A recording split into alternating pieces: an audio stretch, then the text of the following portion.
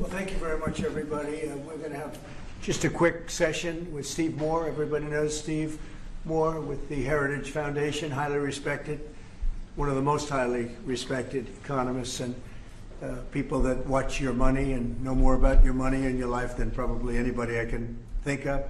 And I want to thank Steve for being here. I saw this today. They came out.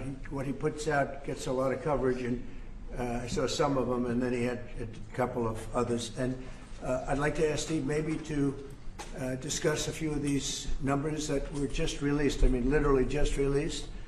And then we're going over, and we're going to do Purple Heart. We have some incredible, brave people that I look forward to, so we're going to do that right after this.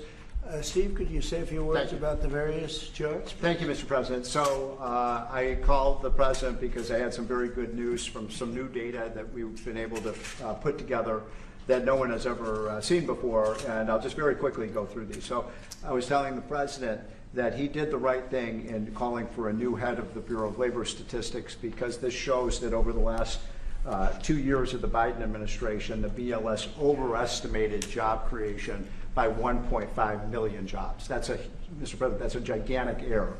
And I don't know if she's, I'm not making it. It might not have been an error, that's the bad part. If it was an error, it would be one thing. I don't think it's an error. I think they did it purposely. Whether that, you may well be right, but even if it wasn't purposefully, it's incompetence. Right. Okay, so 1.5 million jobs overestimated. We have access to the, some data that no one else does on what has happened month by month with median household income. This is based on unpublished Census Bureau data. It will be released sometime in the next 6 months, but we get an advanced look at it. And so I was telling the President in his first 5 months in office, starting in January through the end of June, the average median household income adjusted for inflation for the average family in America is already up $1,174. That's an incredible number. Yeah. Just came out. Just came out. So that's a giant gain. And if I would have said this, nobody would have believed it. There's your number.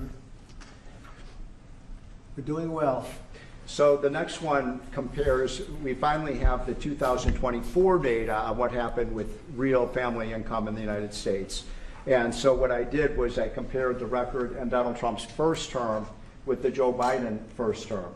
And you can see that, by the way, these dotted lines here, Mr. President, that's COVID. So if it had not been for COVID, these numbers would have been substantially better. But even taking account President Trump's last year in 2020, we saw a $6,400 real after inflation gain in income for the average family. And that compares with Joe Biden, which was a measly $551. So, Mr. President, you gain 10 times more income for the average family than Joe Biden is because of your policies. And that's taken into consideration COVID, yep. Which a lot of times you don't have to do that. Because we were I'm very glad you did. We were over almost 8,000 until look COVID. At that number. Yeah. Okay.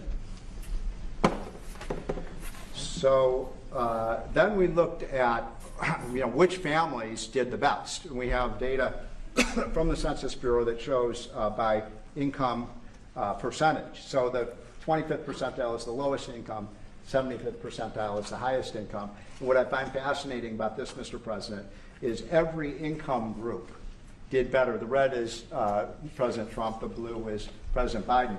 Every single income group did better under President Trump. But what's really amazing is look what happened under Biden. The lowest income group lost income under Biden. They were poor 4 years after Biden's presidency. No gain virtually whatsoever for the middle class. And the rich was the only group that did better under Biden, which is ironic because Biden keeps saying he was trying to get rid of income inequality. He made income inequality worse, not better. It was President Trump that reduced income inequality. These numbers just came out, by the way. Yep. And then finally, these are the numbers just I just showed you in percentage terms. Mr. President, these are the numbers in dollar terms. So even the lowest income, 25th percent, gained about $4,000 in income. That's a lot for a lower income family. $6,400 for the middle class and almost $10,000 for the richest. So you can see every income group did better under Trump than Biden by a wide margin. That's the story. I think when you look at them, they're all something, but this one chart really says it better than anything. If you look at this is great, but this chart is pretty amazing right here.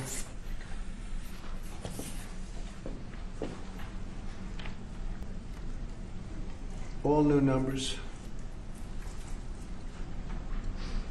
Okay, so we're going to go now over to East Room, and we're going to celebrate some very brave people with the Purple Hearts. Yeah, please. Mr. President, just to follow up on the India tariffs, do you expect increased trade negotiations, since you've announced the 50% tariff? No, not until we get it resolved. Mr. President, is your deadline for Vladimir Putin agreeing to a ceasefire still stand tomorrow, or is that fluid now that talks Say it, what? Is your deadline still standing for Vladimir Putin to agree to a ceasefire tomorrow, or is that fluid now? It's going to be up to him. And do you, We're going to see what he has to say. It's going to be up to him. Very disappointed. Yeah. and do you have to meet with, does Putin have to meet with Zelensky in order and before you and Putin have to meet? Or are you No, no. Are you So hoping you're for willing to, that's actually important because President Putin said this morning he was pretty dismissive of this idea of meeting with President was? Zelensky. President Putin was. I don't know. I didn't hear For you him. to meet with him, he doesn't have to agree to meet with Zelensky. Is that what you're saying? No, he doesn't. No, no. So when do you think that meeting? They would like to meet with me, and I'll do whatever I can to stop the killing. So last month, they lost 14,000 people killed last month. Every week is 4,000 or 5,000 people. So I don't like long waits. I think it's a shame. And they're mostly soldiers. They're Ukrainian and Russian soldiers, and some people from the cities where missiles are lobbed in, and you'll lose 35, 40 people a night, which is terrible. But no, mostly it's soldiers, and you're talking about, on average, 20,000 a month. 20,000 people are dying a month. Young, generally young people, soldiers. We're going to, speaking about soldiers, we'll see you over for Purple Hearts. Thank you, press. Thank you, press. Thank you, press. Thank you, press. Thank you, press. Thank you, press. Thank you, press. If you want to see more videos like this, don't forget to like and subscribe.